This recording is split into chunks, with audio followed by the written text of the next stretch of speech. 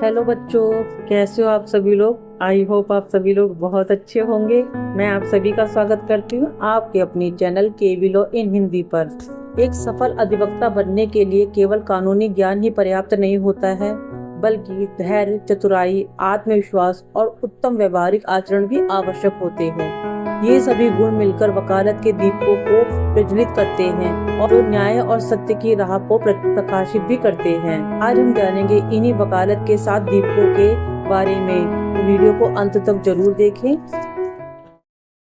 पहला जो हमारा लैंप है वो है हमारा ईमानदारी। पेशे में ईमानदारी वह आधिकारिक नीति है जिसका पालन प्रत्येक व्यक्ति को दूसरे व्यक्ति से बात करते समय करना चाहिए। ईमानदारी एक वकील के विचारों, शब्दों और व्यवहार में झलकनी चाहिए। ईमानदारी ही समाज में व्यक्ति के व्यक्तिगत और व्यावसायिक प्रतिष्ठा को बढ़ाती है। ठीक है, तो सबसे पहला नियम ईमानदारी इसलिए रखा गया है क्योंकि यदि आपका वकील ईमानदार होगा तो आपका जो वाद होगा, केस होगा, वो न्यायालय में पूर्ण निष्ठा के साथ में लेके जाएगा और उसके लिए पूरे जुनून के साथ में वो कर्तव्य निष्ठा के साथ में केस लड़ेगा। ठीक है, कोई बेईमान वकील होगा, ठीक है, तो वो सामने वाली पार्टी उसे आराम से खरीद लेगी। उससे आपके जो सबूत होंगे, एविडेंस होंगे, वो उनसे उन्हें दे देगी। ठीक है, और आपको हराने की पूरी कोशिश करके वो बिक जाएगा। ठीक है, इससे क्या होगा, इससे जो होगा न्याय जो प्रभावित होता है। ठीक है, तो एक वकील को ईमानदार होना बहुत जरूरी होता है। इसीलिए उसका पहला जो गोल्डन लैंप बनाया गया है, पहला जो गोल्डन है नियम बनाए गए हैं, वो यही है कि एक वकील को ईमानदार होना बहुत जरूरी है। सेकंड है साहस। करेक्ट, साहस और ईमानदारी का एक कठोर संबंध होता है। ठीक है, जिसके अंदर साहस है, जिसके अंदर ईमानदारी है, वही साहस कर सकता है केस लड़ने का। ठीक है, तो साहस का अर्थ होता है बिना किसी भय के न्यायालय के समक्ष खड़े होने की क्षमता रखना।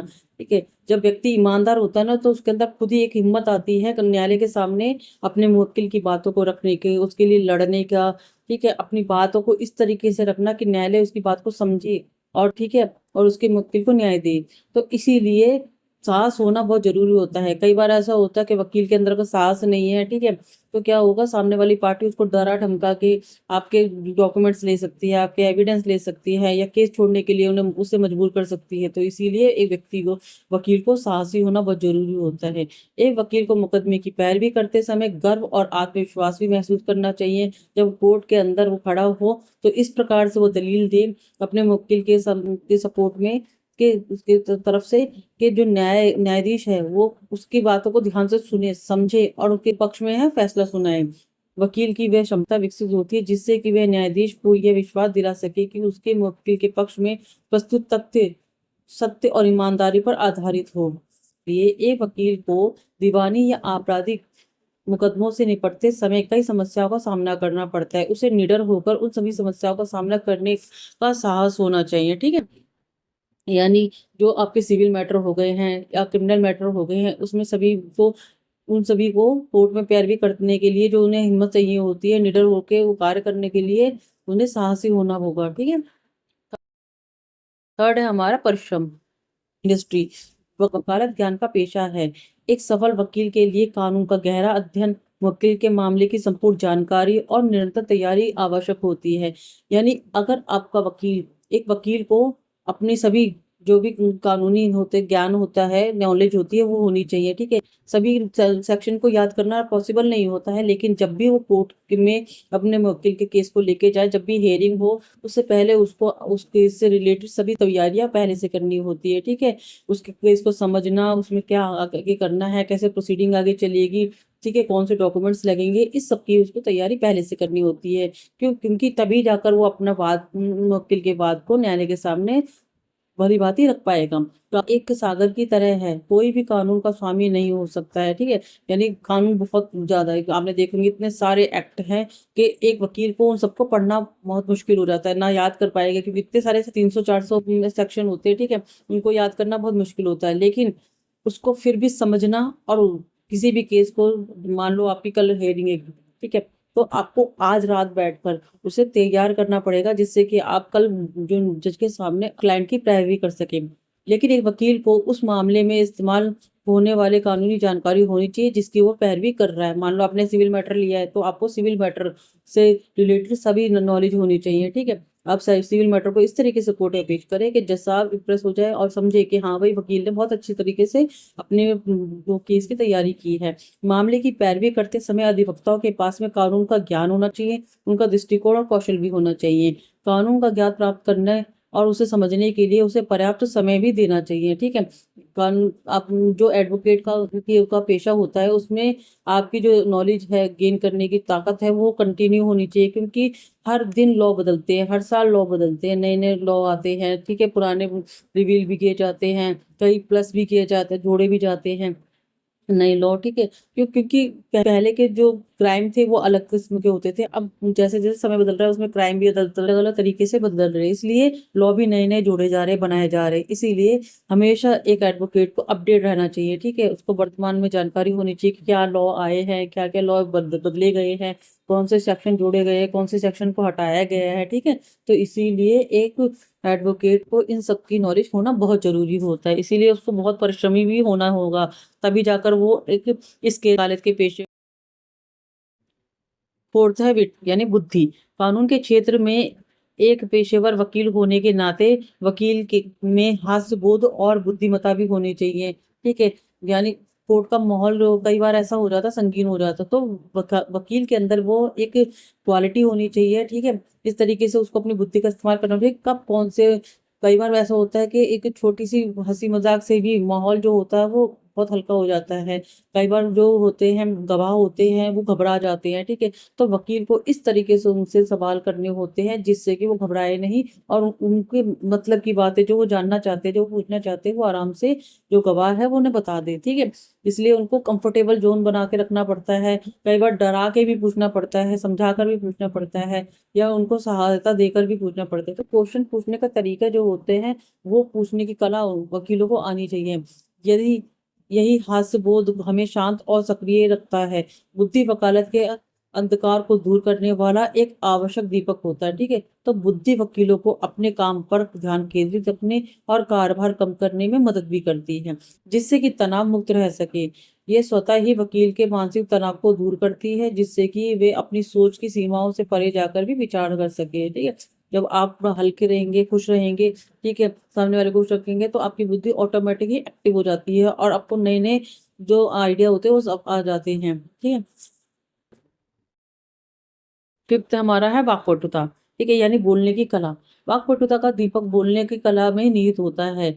प्रत्येक वकील न्यायाधीश के समक्ष अपनी दलीलें प्रस्तुत करता है, लेकिन वाक्पटुता का वह तरीका है जिससे दलीलें इस प्रकार से प्रस्तुत की जाती है कि न्यायाधीश के साथ साथ मुवक्किलों और न्यायालय में उपस्थित श्रोताओं पर भी दीर्घकालिक प्रभाव पड़ता है। ठीक है, आपने देखा होगा बहुत सारी मूवीज में भी दिखाते हैं। ठीक है, कि किस तरीके से जो वकील होते हैं वो बड़े चतुराई के साथ में, बड़े नए नए ट्रिक के साथ में जो होते हैं वो गवाहों से अपनी बातें निकलवा लेते हैं। इस तरीके से अपने जो मुवक्किल होते हैं उनकी बात की पैरवी करते हैं कि जो जज होता है वो भी हैरान हो जाते हैं। क्यों? क्योंकि उसके अंदर वो कला है, वो उस तरीके से इस्तेमाल करते हैं अपनी बात बोलने की कला को, जिस तरीके से जो न्यायाधीश होते हैं वो इम्प्रेस हो जाते हैं, प्रभावित होते हैं। वो मुवक्किल भी हैरान रह जाते हैं कि किस तरीके से उनके वकील ने उनकी जो हित की बात है वो न्यायालय के सामने पेश करी है। फील्ड को कुशल वक्ता होना चाहिए। ठीक है, जज के सामने पैरवी करते समय आत्मविश्वास बनाए रखना चाहिए। उन्हें पैरवी देते समय धारा प्रवाह बोलना चाहिए। ठीक है, कई बार ऐसा होता है बीच में अटक जाते हैं बोलते बोलते। ठीक है, तो कोर्ट में वकील को इस तरीके से बात रखनी चाहिए कि वो बिना अटके, बिना भूले, बिना घबराए अपने वकील की बात को जज तक पहुंचा सके। ठीक है, कोर्ट में यही होता है, वो उस वकील के कॉन्फिडेंट को दर्शाता है कि कितना साहसी है, कितना परिश्रमी है। क्यों? क्योंकि वो जब बोलता है तो उसके बोलने के जो कला होती है वो ही जज को इम्प्रेस करती है, वो बताती है कि उसने किस तरीके से अपने केस की तैयारी की है। वकील को प्रयुक्त भाषा त्रुटि रहित होनी चाहिए, यानी जब भी वो वकील बोल रहा है तो उसकी भाषा में कोई गलती नहीं होनी चाहिए, कुछ का कुछ नहीं बोल देना चाहिए। इस तरीके से बात रखनी चाहिए कि उसकी बातों के अंदर कोई गलती ना रहे। उसे सही समय पर खुद को रोकने की क्षमता भी होनी चाहिए। अब कई बार ऐसा होता है कि कुछ बोलना है तो वकील को पता भी होना चाहिए कि उसे कब बोलना है, कितना बोलना है और कब रुकना है। ठीक है, बोलते ही जा रहा है, बोलते ही जा रहा है, किसी और की सुन नहीं रहा है, ये भी एक गलत इंप्रेशन डालता है। ठीक है, तो वकील के अंदर खुद को रोकने की क्षमता भी होनी चाहिए।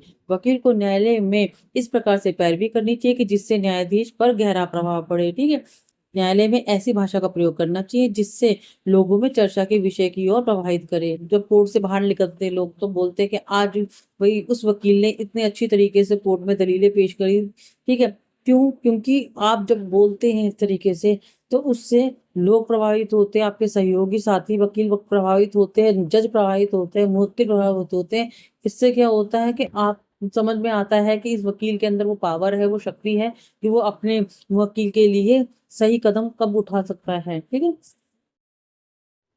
सिक्स जजमेंट, विवेक निर्णय, सही समय पर सही निर्णय लेने की क्षमता भी आवश्यक होती है, ठीक है।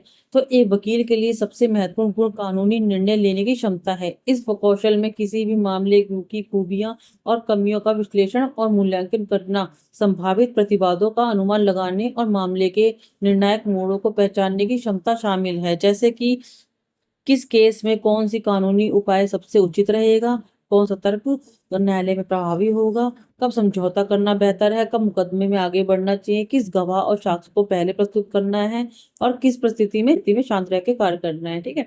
तो ये सभी जो कार्य होते हैं ये वकील को करने होते हैं। उसको अपना खुद बुद्धि लगानी होती है कि कब उस सिंगल मैटर होते हैं उसके अंदर किस तरीके से उसे अपने काम करने हैं, कौन सा एविडेंस कब पेश करना है, कौन से फैक्ट न्यायालय के सामने कब लेके जाने हैं, कौन सा कब समझौता करना को इसके लिए जरूरी होता है। कई बार ऐसा होता है कि केस लड़ना बेकार लगता है, वो अपने क्लाइंट को एडवाइस देते हैं कि आप समझौता कर लीजिए, वो बेटर रहेगा क्योंकि टाइम और पैसा दोनों बर्बाद होंगे, ठीक है। और ये भी वकील को पता होता है केस सुनने के बाद में कि कब उसको मुकदमे को आगे बढ़ाना है, किस गवाह और साक्ष्य को पहले प्रस्तुत करना है, कौन सा बाद में प्रस्तुत करना है और कौन सी परिस्थिति में शांत रहना है। जैसे कोर्ट में पूछा जाता है कि अब आप इस वकील से क्वेश्चन कर सकते हैं, तो कई बार वकील क्या बोलते हैं कि नहीं मुझे कोई पूछ नहीं पूछना है। क्यों? क्योंकि उन्हें पता है कि कब उन्हें पूछना है, तो इसलिए वो पहले से कोर्ट को जज को ये बता देते हैं कि मैं आगे जाके इस वकील से क्वेश्चन कर सकता हूँ, उसकी परमिशन दी जाए, परंतु आज नहीं करूंगा मैं। क्यों? क्योंकि उसे समय चाहिए उसे क्वेश्चन पूछने का। निर्णय क्षमता एक वकील को जल्दबाजी, गलत रणनीति और अनावश्यक विवादों से बचाती है, ठीक है।